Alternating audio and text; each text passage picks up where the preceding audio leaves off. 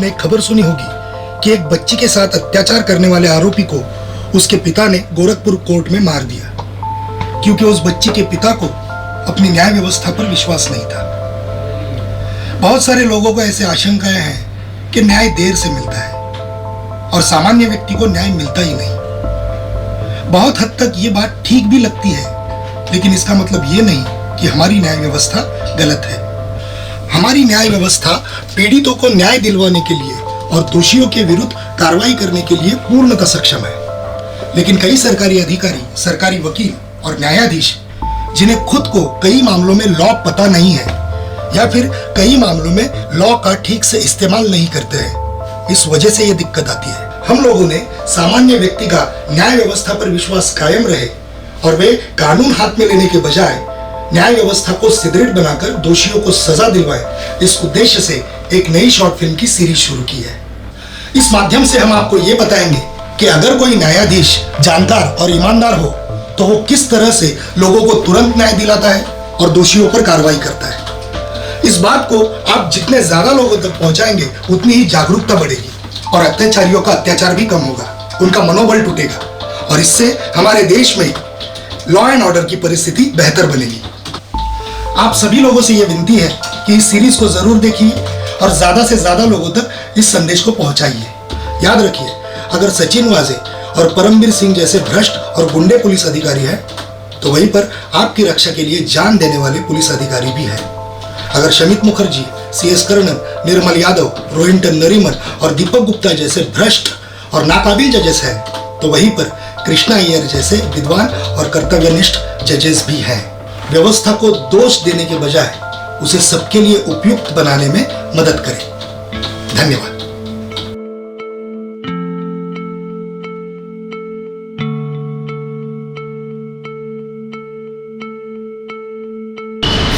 एक minute, side में आइए। क्या हुआ? क्या हुआ? समझे? क्या हुआ? क्या? मास्क नहीं पहना है? हाँ वो मैडम, मुझे सांस लेने में तकलीफ होती है ना, वो इसलिए। कुछ नहीं, जुर्माना भरना पड़ेगा। जुर्माना? लेकिन मैडम मेरे पास तो पैसे नहीं है तो पुलिस को बुलाना पड़ेगा। पुलिस? मैडम प्लीज मेरी बात सुनिए ना। क्या है, नया नया जॉब लगा है मुझे। लॉकडाउन में ना नौकरी भी चली गई, 1 महीना भी नहीं हुआ अभी काम पे लगे हुए। बात आपकी सही है, लेकिन मैं भी मेरा काम ही कर रही हूँ, ठीक है? पैसे तो आपको भरने ही पड़ेंगे, या फिर पुलिस देखेगी आगे का काम। और एक बार मैं आपको पुलिस के पास ले चलूँ तो फिर। मैडम प्लीज, लेकिन मेरे पास सच में पैसे नहीं है। चाहिए तो आप चेक कर लीजिए ना। हमारे पास दूसरा कोई काम धंधा नहीं है क्या? हाँ, दुनिया में क्या चल रहा है तुम्हें पता भी है? तुम्हारे जैसे लोगों की वजह से ही ना कोरोना फैल रहा है। एक काम करो, पैसे तो भरने ही पड़ेंगे, या फिर मैं अभी पुलिस को बुलाती हूँ। मैडम प्लीज, मेरे पास पैसे नहीं है, लेकिन मुझे जाने दीजिए ना, मुझे बहुत देर हो रही है मैम। अच्छा, देर हो रही है, ठीक है। ओ साहब! नहीं मैडम, मैडम सुनो ना। साहब आप देख लो, अभी मैं जा रही हूँ। ठीक है साहब, जाने दो ना साहब। साहब ऑफिस से फोन पे फोन आ रहे हैं साहब। एक बार गलती हो गई ना, छोड़ दो ना साहब। साहब मैं आपके पैर पड़ता हूँ साहब। साहब प्लीज जाने दो ना। ये कायरे तुझे मत चुप रहने का, एकदम चुप रहने का है? और ऑफिस से फोन आ रहा है ना तो उनको बोलने का आके पैसा भरो। नोट क्या लगता है? वो नया नया जॉब है ना साहब, प्लीज। तो पहनने का ना मास्क। साहब वो सांस लेने में तकलीफ होती है इसलिए नहीं पहना। सरकार पागल है ना, नियम बनाया। साहब टीवी पे देख लो, अपना प्राइम मिनिस्टर हो गया, पॉलिटिशियन हो गए, कोई मास्क नहीं पहनता। उनकी तो रैलियां भी चल रही है, तो कॉमन मैन को क्यों तकलीफ दे रहे हो? ज़्यादा समझ में आ रहा है क्या? जुर्माना भरना है या नहीं? साहब सच में मेरे पास पैसे नहीं है, नहीं तो मैं दे देता। आप चाहे तो चेक करो ना बटुआ। ये बाबा ये क्या कर रहा है? ऐसा कॉमन पब्लिक का बटुआ चेक करने का राइट्स नहीं है हमारे पास। तो फिर क्या कॉमन पब्लिक को हरास करने का राइट है इनके पास? किस अधिकार से इन्हें रोका गया? किस अधिकार से गलत चार्ज लगाया गया? ऑब्जेक्शन जज साहब, कोई गलत चार्ज नहीं है। इन जैसे गैर जिम्मेदार लोगों की वजह से बाकी सब लोगों को परेशानियां झेलनी पड़ती है। इनको इनके जिम्मेदारी का कोई एहसास ही नहीं है। आज इस देश में जो मुसीबत की घड़ी आई है, इतने लोगों की जानें चली गई है, लेकिन इन सब से इन लोगों को कोई फर्क ही नहीं पड़ता। सब मिलकर यह कोशिश कर रहे हैं कि इस भयंकर बीमारी को कैसे रोका जाए, लेकिन इन लोगों को इस बात की गंभीरता से कोई लेना देना ही नहीं है। इसलिए मैं आपको विनती करता हूँ कि इन्हें इनकी गुनाह की लायक सजा दी जाए। कौन सा गुनाह मिलॉर्ड? सरकारी वकील साहब ने इधर उधर की बातें कर ली, सभी झूठी बातें कही, उस पर मैं बाद में आऊंगा। लेकिन ये जिस गुनाह की बात कर रहे हैं वो तो कोर्ट को बताए। जाहिर सी बात है सर, इन्हें सेक्शन 269 के अंडर इन्फेक्शन फैलाने के जुर्म में गिरफ्तार किया गया है। सर, सुप्रीम कोर्ट के डीके बासु की गाइडलाइन के तहत किसी भी व्यक्ति को गिरफ्तार करते समय कारण बताने होते हैं, वो भी लिखित रूप में, और उस जगह के 2 व्यक्तियों के हस्ताक्षर लेने होते हैं। ऐसा कोई पंचनामा हुआ ही नहीं।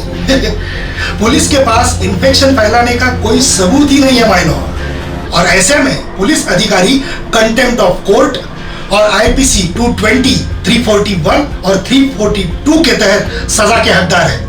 सर, पर मास्क नहीं लगाओगे तो इन्फेक्शन फैलेगा ही ना। ऐसा कोई साइंटिफिक प्रूफ नहीं है कि मास्क की वजह से वायरस रुकता है। सरकार के आईसीएमआर विभाग ने और हेल्थ मिनिस्ट्री ने लिखित में दिया है कि उनके पास कोई सबूत नहीं है कि मास्क लगाने की वजह से इंफेक्शन नहीं फैलता है। तो मिलॉर्ड, लोगों से जो पैसे लिए जा रहे हैं फाइन के नाम पर, जिस तरीके से लिए जा रहे हैं, डरा कर धमका कर, मैं कहूंगा ये एक तरीके का एक्सटॉर्शन है। इन्फेक्शन तो मास्क पहनने वाला या फिर वैक्सीन लेने वाला भी फैला रहा है, तो इस बात का कोई सेंस ही नहीं बनता मिलॉर्ड। और इन्हें यहाँ पर जो पकड़ के लेके आए हैं, इस बात का भी कोई सेंस नहीं बनता, क्योंकि मिलॉर्ड, मास्क की जो साइज होती है वो माइक्रोमीटर में होती है और वायरस का नैनोमीटर में। इसका ये मतलब है कि मास्क के एक छेद में से सैकड़ों वायरस अंदर जा सकते हैं, तो फिर मास्क किस लिए? गवर्नमेंट ऑफ इंडिया ने आरटीआई के जवाब में कहा है कि उनके पास ऐसा कोई वैज्ञानिक प्रमाण नहीं है कि मास्क लगाने से वायरस रुकता है। आगे ये लिखा है कि healthy people should not wear the mask. जैसे कि आप देख रहे हैं, ये हेल्दी है। Wearing mask is not mandatory. My lord, वैज्ञानिकों ने 32 स्टडीज की है, 32, जिसके हिसाब से मास्क का अपने शरीर पर बहुत ही हानिकारक साइड इफेक्ट होता है। जैसे कि लंग्स डैमेज होगा, आपके शरीर का ऑक्सीजन जाएगा। अब ऑक्सीजन जाएगा मतलब जब आप ऑक्सीमीटर लगाएंगे तो ये पाएंगे कि ऑक्सीजन कम है शरीर में। अगर ऑक्सीजन कम है शरीर में, इसका मतलब कोविड पॉजिटिव, मतलब कोविड से लड़ने की ताकत ही आप खो देंगे। यह एक षड्यंत्र है वैक्सीन कंपनियों को फायदा पहुंचाने के लिए। अगर मास्क मैंडेटरी नहीं है तो फाइन किस बात का लिया जा रहा है मिलॉर्ड? ऐसा कोई रूल ही नहीं है। जब ऐसा कोई रूल बनाया जाता है तो section 78 of disaster management act कहता है कि इनको पार्लियामेंट में प्रोड्यूस करके फिर उसका लॉ बना के लेना है, और लॉ बनाने के लिए आपको यह प्रूव करना पड़ेगा कि मास्क की वजह से वायरस रुकता है, या फिर मास्क का फायदा है, या फिर उसके जानलेवा दुष्परिणाम नहीं है। मिलॉर्ड, आईपीसी 188 में से एफआईआर रजिस्ट्रेशन का पुलिस को कोई अधिकार ही नहीं है, और ये मेरा कहना नहीं है, ये मुंबई हाई कोर्ट का जजमेंट है। HLS शवे versus state 2020 SCC online Bom 959, और बिना आधार के अंडर 269 लोगों को इन्फेक्शन फैलाने के जुर्म में गिरफ्तार किया जाता है। ये ज्यादती है मिलॉर्ड, ये पद का दुरुपयोग है, ये बेलेबल सेक्शन है। पुलिस अरेस्ट कर नहीं सकती, लेकिन किया है। तो जज साहब, मैं आपसे विनती करता हूं कि इनका कोई जुर्म ही नहीं है तो इन्हें बाइज्जत बरी कर दिया जाए, और आरोपी पुलिस वाले के खिलाफ आईपीसी 341 के तहत गलत तरीके से रोकने के लिए, आईपीसी 220 बिना मतलब रोक के रखने के लिए, और आईपीसी 221 फॉल्स चार्ज, गलत इल्जाम लगाने के जुर्म में कांस्टेबल साहब को 7 साल की सजा दी जाए, और सीआरपीसी के सेक्शन 357(3), 250, 342 के तहत मेरे क्लाइंट को कॉम्पेंसेशन के तौर पर 10 लाख रुपए दिए जाए। थैंक यू जज साहब। बताइए आपके पास क्या सबूत है कि इसने इन्फेक्शन फैलाया? मास्क नहीं पहना मतलब इन्फेक्शन फैलाना नहीं होता। कितने दिनों से आप पुलिस डिपार्टमेंट में काम कर रहे हो? लीगल सबूत चाहिए, लीगल। आपने क्यों इसे पकड़ा? वो सर सीनियर के आदेश थे सर। सीनियर आपको कुएं में कूदने को कहेगा तो आप कूद जाओगे? आपको पता नहीं है कि आपको कोई भी आदेश दे पर आपको केवल कानून के हिसाब से ही करना है। आप सुप्रीम कोर्ट का नंदिनी शतपथी और एमपी द्विवेदी का आदेश पढ़िए। ये फाइन किस नियम की तहत लिया जा रहा था? सर वो बीएमसी का नियम है सर। बीएमसी के कमिश्नर का? बीएमसी के कमिश्नर के राष्ट्रपति हो गए? क्योंकि डिजास्टर मैनेजमेंट एक्ट में किसी भी तरह का फाइन लेने का कोई प्रोविजन नहीं है। और जब तक पार्लियामेंट में नया कानून बनाया ही नहीं तब तक आप कुछ भी फाइन लेते हो तो गैर कानूनी माना जाता है। ऑफेंस ऑफ एक्सटॉर्शन माना जाएगा। तो मैं मार्शल के खिलाफ एक्सटॉर्शन का सेक्शन 385 और अन्य धाराओं के तहत प्रोसिक्यूशन में ऑर्डर करता हूं क्योंकि इन्होंने पुलिस की धमकी देकर पैसा वसूल करना चाहा। सरकारी वकील साहब, आप आपका कर्तव्य भूल गए हो। अब सरकारी वकील हो, अब पहले ऑफिस ऑफ कोर्ट हो, अब पुलिस के माउथ पीस नहीं हो। अब पोस्टमैन की तरह काम नहीं कर सकते हो। जो पुलिस ने बोला और आपने कोर्ट को बोल दिया। अगर किसी व्यक्ति को गलत तरीके से पकड़ा गया है तो यह आपकी जिम्मेदारी है कि आप कोर्ट को बताएं कि इस व्यक्ति पर अन्याय हुआ है। उसको वकील लगाने की जरूरत नहीं है। अब सुप्रीम कोर्ट का शिव कुमार का आदेश पढ़िए तो आपने भी प्रोफेशनल मिसकंडक्ट किया है। क्या आपको ये पता है कि इन्वेस्टिगेशन करते समय दोनों बाजू का पक्ष लिया जाता है? तो जब ये व्यक्ति मास्क क्यों नहीं लगा रहा है इसके बारे में आपने जो कारण दिए हैं और इन्होंने जो साइंटिफिक डॉक्यूमेंट्स और केंद्र सरकार के आरटीआई दिए हैं उसका आपने इन्वेस्टिगेशन क्यों नहीं किया? आप जरा सुप्रीम कोर्ट का बाबू भाई का आदेश पढ़िए, अब जुगल किशोर का आदेश पढ़िए, ऐसे और कई जजमेंट है। तो आपने इन्वेस्टिगेशन जो है वो आपने पक्षपात पूर्वक किया है, इसलिए आप कंटेम्प्ट ऑफ कोर्ट के भी आरोपी हो। अगर कोई व्यक्ति पुलिस को गैर कानूनी काम करने से रोक रहा है, भारतीय संविधान का अनुच्छेद 51A में क्लियर लिखा है, तो हर नागरिक का कर्तव्य है कि देश की संपत्ति का रक्षण करे, उनके सभी भाई बहनों की जान माल का रक्षण करे। तो वो व्यक्ति संवैधानिक कर्तव्य निभा रहा है। अगर पुलिस उसके ऊपर झूठा चार्ज लगाए तो वो नहीं बल्कि पुलिस गैर कानूनी काम कर रही है। दिल्ली उच्च न्यायालय का अनिरुद्ध बहल और सुप्रीम कोर्ट का इनडायरेक्ट टैक्स प्रैक्टिशनर एसोसिएशन का जजमेंट पढ़ लीजिए। ऐसे सामाजिक कार्यकर्ताओं के खिलाफ अगर पुलिस केस करेगी तो पुलिस के ऊपर ही एक्शन होगा और आपको उन्हें कॉम्पेंसेशन ही देना पड़ेगा। सभी बातों को और सबूतों को ध्यान से समझने के बाद अदालत इस नतीजे पे पहुंची है कि मिस्टर नितिन को गलत तरीके से पकड़ा गया।